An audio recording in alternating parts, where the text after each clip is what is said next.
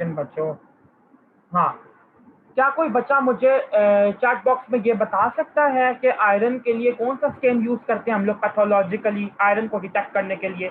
अभी तक जो मैंने बताया मैं उसकी समरी दे देता हूँ कि हमने ये देखा कि सिडरोब्लास्टिक एनीमिया की पेरिफेरल ब्लड स्मेयर पे आपको हाइपोक्रोमिया मिलेगा, माइक्रोसाइटोसिस मिलेगा और साथ ही साथ आपको रिंग सिडरोब्लास्ट मिलेंगे। ठीक है, रिंग सिडरोब्लास्ट बच्चे क्या होते हैं कि आपको रेड ब्लड सेल मिलता है और उस रेड ब्लड सेल के अंदर आपको डिफ्यूजली पड़े हुए आयरन के ग्रेन्यूल्स मिलते हैं। ठीक है, तो अच्छा, आप लोगों को नहीं पता कि स्टेन कौन सा यूज होता है आयरन के लिए? किसी बच्चे को नहीं पता?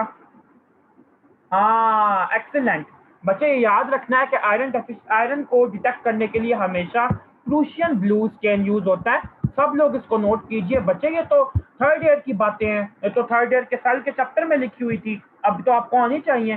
प्रूशियन ब्लू स्टेन यूज होता है और जो रिएक्शन होता है आयरन को डिटेक्ट करने के लिए उस रिएक्शन को हम बेसिकली कहते हैं पल्स रिएक्शन। ठीक है, ये वाली चीज आपने याद रखनी है, प्रूशियन ब्लू स्टेन है और पल्स रिएक्शन होता है। तो रिंग सिडरोब्लास्ट आपको इसके अंदर मिलेंगे और आपने, अच्छा, अब आपसे एग्जामिनर वाइवा में ये पूछ सकता है कि भाई ये जो आयरन है ये आरबीसी के अंदर डिस्पर्स क्यों है?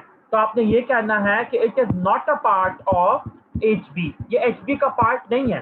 ठीक है, हेमोग्लोबिन का पार्ट नहीं है, इसलिए ये डिस्पर्स है।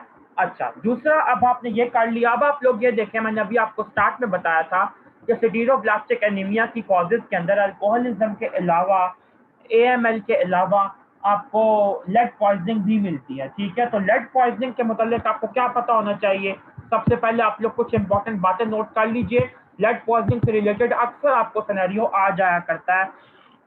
सबसे पहली बात ये कि बच्चों के अंदर जो एनीमिया होता है, सिडरोब्लास्टिक एनीमिया, ठीक है, मैं यहाँ पे लिख रहा हूँ, most common cause of sideroblastic anaemia in children, ये वाली चीज आप लोग नोट कर लें।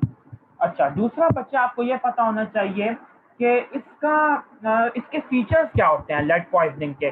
तो वो फोरेंसिक के अंदर आप लोग लेड पॉइजनिंग पढ़ के आए हैं, मैं उसकी डिटेल में बिल्कुल भी नहीं जाने वाला, लेकिन कुछ इंपॉर्टेंट बातें यहाँ पे हाईलाइट कर दूं कि क्लिनिकल हिस्ट्री में आपको एब्डोमिनल पेन मिलेगा। ठीक है, साथ ही साथ डायरिया मिलेगा, ग्रोथ रिटार्डेशन मिलेगी और एंसेफेलोपैथी मिलेगी। बेसिकली जो लेड पॉइजनिंग होती है वो एक्यूट ऐसे होती नहीं है, वो होती ही मतलब क्रॉनिक है।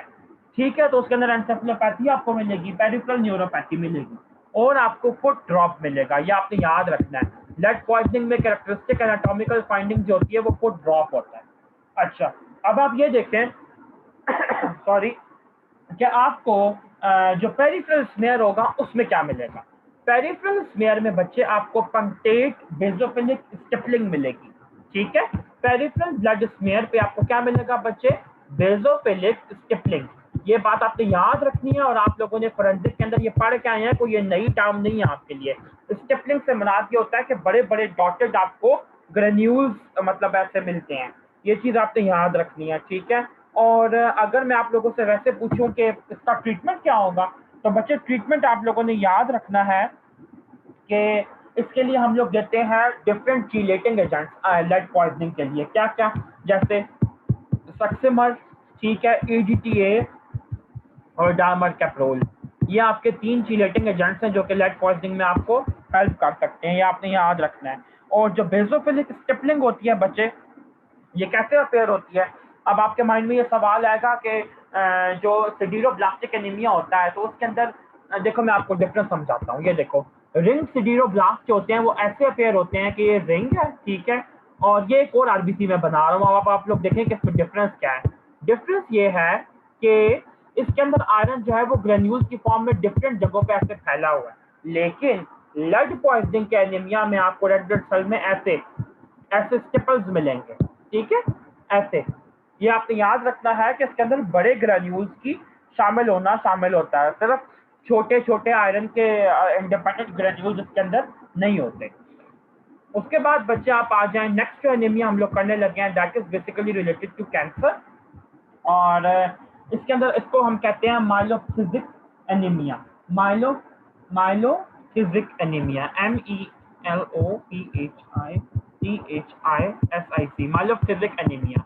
अब आप देखें कि माइलोफिजिक एनीमिया जो होता है तो ये किन कैंसर के अंदर कॉमन है। सबसे पहले आपको ये पता होना चाहिए, माइलोसिस एनीमिया जो होता है ब्रेस्ट के कार्सिनोमा के अंदर कॉमन है। ये आपको टिपिकल क्वेश्चन आता है कि which of the following cancer is most commonly associated with myelosis anaemia.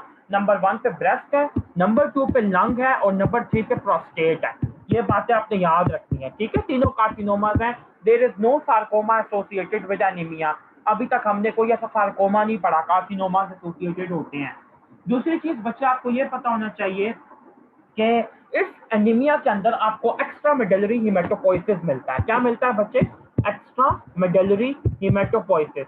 क्या मतलब है इस बात का? ये क्या चीज है बच्चे? देखो, जो बोन होती है तो बोन के दो पार्ट्स होते हैं, कॉर्टिकल बोन और अंदर वाली जो स्पॉन्जी बोन होती है उसको हम कहते हैं मेडलरी बोन। तो नॉर्मली जो आपके ब्लड सेल्स की फॉर्मेशन है वो कहाँ पे हो रही है? ऑब्वियसली वो बोन्स के अंदर हो रही है, लॉन्ग बोन्स के अंदर हो रही है, आपके स्पॉन्जी बोन्स के अंदर सेल्स की फॉर्मेशन हो रही है। तो एक्स्ट्रा मेडलरी हिमेटोपोइसिस से मुराद ये कि बोन्स के अंदर रेड ब्लड सेल्स बनना खत्म हो जाते हैं और बाकी जगहों पे बनते हैं। अब एक्स्ट्रा मेडलरी हिमेटोपोइसिस की कॉमन जगह कौन सी होती हैं? वही जगह होती हैं जो बेसिकली एक एम्ब्रियो में होती हैं। एम्ब्रियो में लिवर में होता है ब्लड फॉर्मेशन, स्प्लीन के अंदर होता है, ठीक है, और लिम्फ नोड्स के अंदर भी होता है। तो ये वो तीन जगह है जो कि अगर आपको ये सिनेरियो आता है, एक बंदा है जिसकी आपको लिवर एंड हेपेटोस्प्लीनोमेगाली मिली है, ठीक है। दूसरी चीज आपको ये पता है कि इस बंदे को वेट लॉस हो रहा है। अगर हमने उसकी स्प्लीन की बायोप्सी की तो हमें पता चला कि वहां पे एरिथ्रॉइड प्रिकर्सर्स आपको मिलते हैं, रेड ब्लड सेल के प्रिकर्सर जो कि रेड ब्लड सेल्स फॉर्म कर रहे हैं। तो उसको कौन सा एनीमिया है? तो आपको ऑप्शन दी जाएगी माइलोसिस एनीमिया, सिडरोब्लास्टिक एनीमिया, थैलेसीमिया, क्या है उसको? तो आपने कहना है कि अगर एरिथ्रॉइड प्रिकर्सर मिल रहे हैं आपको बोन मैरो के अलावा कहीं पे, तो फिर आप समझेंगे कि ये एक्स्ट्रा मेडलरी हेमेटोपोइसिस हो रहा है और इस बंदे को माइलोसिस एनीमिया, ठीक है। अच्छा, अब एक और कैरेक्टरिस्टिक बात आपने याद रखनी है। गोल्जान की पैथोलॉजी में भी इस बात को हाईलाइट किया गया है। मुझे वैसे नहीं याद कि पता नहीं रॉबिन्स में लिखा है या नहीं, शायद लिखा हो, मुझे नहीं याद आ रहा कि इसके अंदर आपको पेरिफेरल ब्लड स्मेयर में जो सेल्स मिलते हैं उन्हें हम क्या कहते हैं। सबसे पहले तो आपको ये पता होना चाहिए ना, उन्हें हम लोग कहते हैं टीयर ड्रॉप सेल्स, ठीक है। क्या कहते हैं बच्चे? Tear teardrop cells. Teardrop cells जो होते हैं ये कैसे अपेयर होते हैं? अच्छा, टीयर ड्रॉप सेल्स का एक और नाम होता है। क्या नाम होता है बच्चे इनका? इनको हम लोग कहते हैं डैक्रोसाइट्स। क्या कहते हैं बच्चे? डैक्रोसाइट्स। ये वाली बात आपने याद रखनी है, डैक्रोसाइट्स। ये बहुत इंपॉर्टेंट बातें हैं, इधर सब कुछ इधर नहीं मेंशन। और इनकी अपीयरेंस कैसे होती है ये देखें कि फॉर एग्जांपल अगर मैं यहाँ पे एक पेरिफेरल ब्लड स्मेयर बना रहा हूँ छोटी सी आप लोग की आसानी के लिए, तो ये इसके अंदर सेल्स ऐसे अपेयर होते हैं, नॉर्मल आरबीसी, ठीक है, ऐसे करके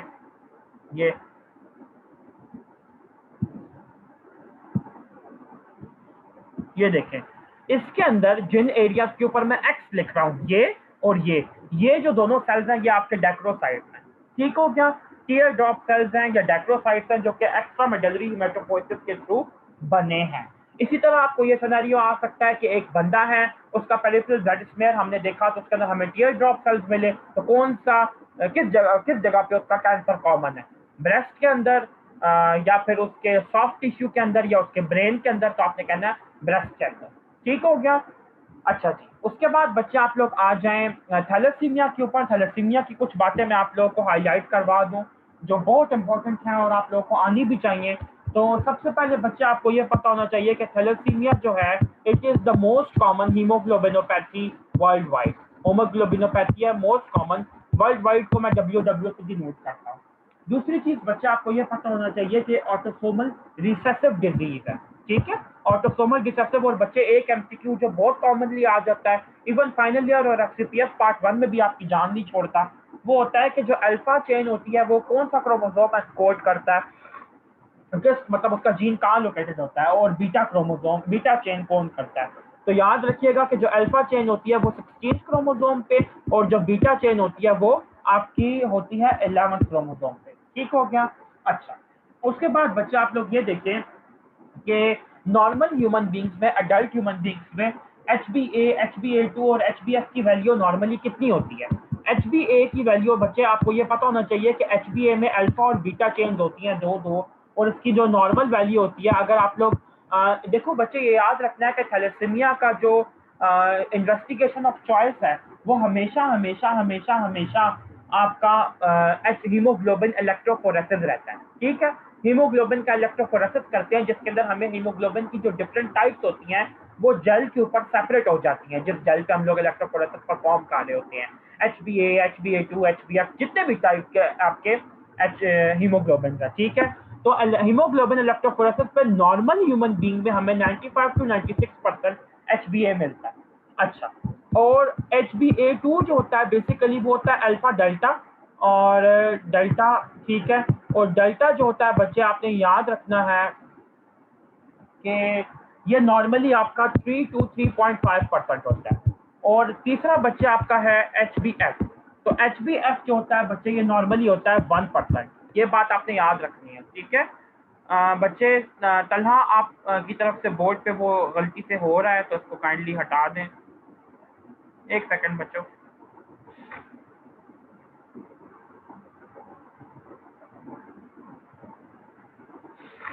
हाँ, अल्फा गैमा, ठीक है। तो HbF जो है इसके अंदर अल्फा गैमा है और 1% इसकी तकरीबन एबंडेंस पाई जाती है। ये नॉर्मल ह्यूमन बीइंग की बात मैंने बताई। अब आप लोग ये देखें कि जो आपका अल्फा थैलेसीमिया होता है ये यूजुअली जीन म्यूटेशन की वजह से होता है, ठीक है। और जो बीटा होता है बच्चे ये आपका पॉइंट म्यूटेशन की वजह से होता है। ये बातें आपने याद रखनी है, ठीक है। और बायोकेमिकली अगर आप बायोकेमिस्ट्री की बात करें तो जो स्प्लाइस म्यूटेशन होती हैं, स्प्लाइस साइट म्यूटेशन, स्प्लाइसिंग क्या होती है बच्चे? स्प्लाइसिंग होती है कि आपने इंट्रॉन्स रिमूव कर दिए और एक्सॉन्स को आपस में जोड़ दिया जिन्होंने प्रोटीन बनानी है। तो स्प्लाइस साइट म्यूटेशंस जो होती हैं वो मोस्ट कॉमन कॉज है थैलेसीमिया करवाने की। ये बात आपने याद रखनी है और आप लोगों को इंशाल्लाह ताला आगे लाइफ में भी काम आएगी। जितना याद रख सकते हैं रखें, लेकिन जिन बातों को मैं कहता हूँ तो उसका मतलब है वो कहीं ना कहीं आ रही होती हैं। अच्छा जी, अब आप लोग ये देखें कि थैलेसीमिया के डिफरेंट सिंड्रोम्स कौन कौन से होते हैं, आप लोग को ये पता होना चाहिए। अल्फा थैलेसीमिया के और बीटा के कौन से होते हैं, तो हम लोग मिक्स में ही करेंगे कुछ। सबसे पहले ये है कि साइलेंट आपका जो कैरियर है, साइलेंट कैरियर क्या होता है? साइलेंट कैरियर ये होता है जिसके अंदर मैं इसको तो लिख रहा हूँ, वन जीन डिलीशन, इसके अंदर एक जीन की डिलीशन होती है, ठीक है। दूसरा, अल्फा थैलेसीमिया ट्रेट क्या होता है? अल्फा थैलेसीमिया ट्रेट का मतलब बच्चे जब भी आएगा तो आपने याद रखना है कि हाफ क्रोमोसोम्स उसके नॉर्मल है और हाफ उसका जो जीन है वो खराब है। हाफ जीन्स हैं, हाफ जीन्स नहीं है। तो 2 जीन्स जो होते हैं उनकी डिलीशन होती हैं और 2 उसके नॉर्मल होते हैं। और इसके अंदर भी आपको मतलब इन दोनों के अंदर आपको नो एनीमिया, इनके अंदर आपको एनीमिया नहीं दिखाई देता, ठीक है। तीसरा बच्चा आपका आ गया HbH। HbH में क्या होता है बच्चे? 3 जीन्स की डिलीशन होती है, ठीक है। 3 जीन्स की डिलीशन होती है और बच्चे इसके अंदर आपको हीमोलिटिक एनीमिया मिलता है, ठीक है। मैं लिख रहा हूँ हीमोलिटिक एनीमिया पॉजिटिव, ये वाली बात आपने याद रखनी है। और ये इलेक्ट्रोफोरेसिस के थ्रू डिटेक्ट हो जाता है। तीसरे नंबर पे बच्चा आपका, चौथे नंबर पे आपका आता है हाइड्रॉप्स फिटालिस, ठीक है। हाइड्रॉप्स फिटालिस एक क्लिनिकल कंडीशन है जिसके अंदर बच्चा जो होता है उसकी भी डेथ हो जाती है। 4 जीन्स इसके अंदर डिलीटेड होते हैं, चारों के चारों। और ये इनकम्पैटिबल इन लाइफ के साथ, और इसके अंदर आपको साथ ही साथ मिलती हैं 4 गैमा चेन। ये बात आपने याद रखनी है, ठीक है। जो HbH की डिजीज होती है बच्चे, इसके अंदर आपको देखें, ये बात बताने का पर्पज ये है कि HbH में 3 जीन्स एब्सेंट हैं अल्फा वाली चेन के लिए, लेकिन बीटा वाली चेन के 4 बीटा चेन बन रही हैं, ठीक है। लेकिन हाइड्रॉप्स फिटालिस में चारों जीन्स जो हैं वो एब्सेंट हैं और सिर्फ गैमा चेन बन रही हैं 4, ठीक हो गया। चलो नेक्स्ट बच्चे, अब आप लोग आओ तो देखो इसके अंदर है बीटा थैलेसीमिया। तो बीटा थैलेसीमिया जो होता है वो होमोजाइगस स्टेट में भी मैनिफेस्ट कर सकता है और हेट्रोजाइगस स्टेट के अंदर भी। अच्छा, इसके अलावा बच्चे आपको, अब मैं आपको ये इनकी बीटा थैलेसीमिया की अलग से टाइप डिटेल में बताता हूँ कि थैलेसीमिया माइनर या थैलेसीमिया ट्रेट हो सकता है और थैलेसीमिया मेजर। सबसे पहले आपको मैं बता देता हूँ कि माइनर क्या है और मेजर क्या है, कंपैरिजन की फॉर्म में कराता हूँ ताकि आप लोगों को ये याद रहे। तो जो थैलेसीमिया मेजर होता है बच्चे, इसका दूसरा नाम आपको लाजमी आना चाहिए, कूलीज एनीमिया, ठीक है। ये कूलीज एनीमिया के नाम से अक्सर आपको क्वेश्चन आ जाता है, which of the following disease is known as Cooley's anaemia? HbH disease, hydrops fetalis, thalassaemia major, thalassaemia minor. तो आपने कहना है थैलेसीमिया मेजर। दूसरी चीज आपको यह पता होना चाहिए बच्चे कि थैलेसीमिया माइनर के अंदर जो जीन्स होते हैं, वो जो ह्यूमन बीइंग होता है वो हेट्रोजाइगस होता है, ठीक है। यानी कि उसका एक जीन जो होता है वो नॉर्मल होता है और एक अब नॉर्मल होता है। लेकिन जो आपका थैलेसीमिया मेजर है, इसमें पेशेंट जो होता है वो होमोजाइगस होता है। तो होमोजाइगस होने से मुराद ये है कि उसके दोनों जीन्स जो हैं वो खराब हैं, वो इफेक्टेड है, ठीक है। लेकिन हेटेरोजाइगस में तो एक नॉर्मल था और एक खराब था। दूसरी चीज बच्चे आपको ये पता होनी चाहिए, जो बहुत इंपॉर्टेंट बात इसके अंदर आपको आनी चाहिए, वो ये है कि हीमोग्लोबिन का जब हम आपको पहले तो ये बात पता है ना कि जो थैलेसीमिया होता है उसके जो सेल्स होते हैं वो पेरिफेरल ब्लड स्मेयर पे माइक्रोसिटिक और हाइपोक्रोमिक अफेयर होते हैं, ठीक है। ये चीज तो बच्चे अभी हम लोग कर चुके हैं ना, पहले मैं आप लोग को इतनी दफा बता चुका हूँ। अब आप लोग ये देखिए कि हीमोग्लोबिन के इलेक्ट्रोफोरेसिस पे हमें फाइंडिंग क्या मिलती है, एच बी इलेक्ट्रोफोरेसिस पे, ठीक है। तो एच बी इलेक्ट्रोफोरेसिस की जो फाइंडिंग है दोनों की, वो मैं यहाँ पे लिख रहा हूँ, काइंडली उसे देखिए कि थैलेसीमिया माइनर में जो HbA2 होता है वो रेज्ड होता है, ठीक है। रेज्ड कितना हो सकता है, मैंने आपको कहा था कि नॉर्मली HbA जो होता है वो 3 to 3.5% होता है, लेकिन इसके अंदर वो क्या होगा, HbA2 जो होता है वो तकरीबन 3.6 से लेके 8% तक होता है टोटल हीमोग्लोबिन के, यानी कि 3.5% से ज्यादा है, और ये इसकी डायग्नोस्टिक फीचर है, ठीक है। HbF जो होता है नॉर्मल ह्यूमन बींग्स के अंदर 1% होता है, लेकिन इसके अंदर 5% तक हो सकता है, ठीक हो गया। अच्छा, अब आप लोग आ जाओ बच्चे वापस इस बात पे कि जो आपका थैलेसीमिया मेजर है इसके अंदर क्या होता है।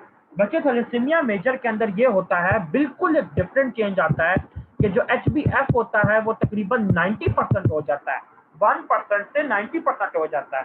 और HbA2 को हम लोग इतना काउंट नहीं करते ना, HbA को उनको हम इतनी मतलब उनकी परवाह नहीं करते। अगर एक बंदे का HbF इतना ज्यादा रेज आ गया तो आप सिंपली थैलेसीमिया मेजर के ऊपर जाते हो, ठीक है। अच्छा, दूसरी चीज बच्चे आपको ये पता होना चाहिए कि थैलेसीमिया मेजर में हिपैटोस्प्लीनोमेगैली होती है और एक्स्ट्रा मेडुलरी हेमाटोपोइसिस भी होता है, ठीक है। अब मसला ये पैदा हो गया हमारे लिए कि एक बंदा है जिसको माइलोफिजिक एनीमिया यानी कि कैंसर वाला एनीमिया है, तो कैंसर वाले एनीमिया के अंदर भी हिपैटोस्प्लीनोमेगैली और एक्स्ट्रा मेडुलरी हेमाटोपोइसिस हो रहा है और थैलेसीमिया मेजर में भी हो रहा है। तो फिर अब हम लोग इसको डिफरेंशिएट कैसे करेंगे। बच्चे माइलोफिजिक एनीमिया का सिनेरियो आपको जब भी दिया जाएगा तो उसके अंदर जरूरी नहीं है कि कोई बच्चा हो, ठीक है, उसके अंदर अडल्ट हो सकता है, लेकिन थैलेसीमिया के केस में आपको बच्चा ही दिया जाएगा। मतलब जो थैलेसीमिया मेजर के पेशेंट होते हैं वो तो आप ये कह लें कि बहुत जल्दी उनकी मैनिफेस्टेशन हो जाती है, लेकिन जो थैलेसीमिया माइनर के पेशेंट होते हैं तो उनकी एज थोड़ी सी ज्यादा होती है। लेकिन आप ये देखें कि थैलेसीमिया माइनर के अंदर हिपैटोस्प्लीनोमेगैली और एक्स्ट्रा मेडुलरी हेमाटोपोइसिस जो होता है वो कैरेक्टरिस्टिक फीचर नहीं होता, थैलेसीमिया मेजर का वो कैरेक्टरिस्टिक फीचर होता है, ठीक है। तो आई होप कि आप लोगों को ये वाली बातें समझ आ रही होंगी। इसके अलावा एक और बात आपको यहाँ पे बताता चलूं कि पिगमेंट स्टोन्स की फॉर्मेशन जो होती है वो इंक्रीज हो जाती है। आपको पता है ना, गॉल ब्लैडर में दो तरह के स्टोन्स बन सकते हैं, कोलेस्टेरोल स्टोन्स और पिगमेंट स्टोन्स। और पिगमेंट स्टोन्स जो होते हैं वो हमेशा एक्सेसिव हिमोलिसिस की वजह से बनते हैं, तो थैलेसीमिया मेजर में वो बन सकते हैं। इसके अलावा एक और बात आपको पता होना चाहिए कि थैलेसीमिया मेजर का एक बहुत ही कॉमन मतलब क्वेश्चन आता है कि अगर आप लोग बोन मैरो बायोप्सी परफॉर्म करो, उसकी ज़रूरत नहीं पड़ती, लेकिन अगर आप लोग बोन मैरो बायोप्सी परफॉर्म करो तो आपको जो ME रेशो होती है इसका रिवर्सल मिलता है। ME रेशो से मुराद बच्चे क्या है कि इसके अंदर आपको नॉर्मली ऐसे होता है कि जो आपके माइलॉइड सेल्स होते हैं ना वो 3 टाइम्स होते हैं और एरिथ्रॉइड 1 टाइम होते हैं, लेकिन रिवर्सल के अंदर बच्चे क्या होगा कि माइलॉइड 1 टाइम होगा और एरिथ्रॉइड 3 टाइम। तो आपको बोन मैरो बायोप्सी में एरिथ्रॉइड प्रोपोर्शन जो होता है वो बहुत बहुत बहुत ज्यादा मिलता है, क्योंकि आपकी पेरिफेरी में ब्लड स्मेयर में बहुत बुरे आरबीसी घूम रहे हैं, तो बोन मैरो को कंपेंसेट करने की कोशिश करती है by forming more and more RBC. एक और बात आपको ये पता होना चाहिए कि एक्सरे अपीयरेंस जो होती है बीटा थैलेसीमिया मेजर की, वो हमेशा होती है स्कल की क्रू कट अपीयरेंस, ठीक है। क्रू कट अपीयरेंस बच्चे बेसिकली हम ये कहते हैं कि फॉर एग्जांपल अगर ये किसी बंदे की एक बच्चे की स्कल है तो इसके ऊपर आपको ऐसे छोटे छोटे छोटे छोटे छोटे छोटे ऐसे ऐसे धागे से नजर आएंगे, इसको हम कहते हैं क्रू कट अपीयरेंस। ये चीज बच्चे आपने लाजमी याद रखनी है। अच्छा जी, नेक्स्ट पे बच्चे अगर आप आ जाओ तो थैलेसीमिया, हाँ एक बात मैं दोबारा यहाँ पे आपको रिवाइज करवाता चलूँ कि मेंटलर इंडेक्स जो होती है वो थैलेसीमिया में 13 से कम होती है और आयरन डेफिशिएंसी एनीमिया में ज्यादा होती है। तो बच्चे आज का जो हमारा टॉपिक था वो था माइक्रोसिटिक एनीमिया का, कल इंशाल्लाह ताला हम लोग डिस्कस करेंगे मैक्रोसिस्टिक एनीमिया और कुछ देखेंगे कोई मैलिग्नेंसी वगैरह है या नहीं।